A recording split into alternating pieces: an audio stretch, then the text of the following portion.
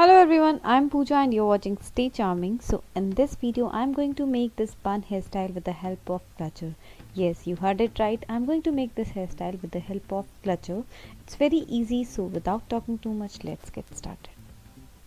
So for this hairstyle, first thing I'm going to do is I'm going to make this high ponytail and then flip this ponytail and secure it with the help of big clutcher. It all depends upon the volume of your hair. Then secure it like this, hold your hair like this, and then wrap it around this rubber band and secure this bun with the help of U-pins.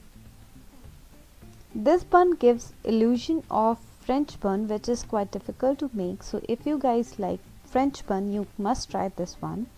You can give it a party wear look also by adding some hair accessories, or you can add some flowers also. I have this beautiful hair accessory which I have added to this hairstyle, and it has entirely changed the look of this hairstyle. I hope you guys liked this video. If you really liked it, please press that like button.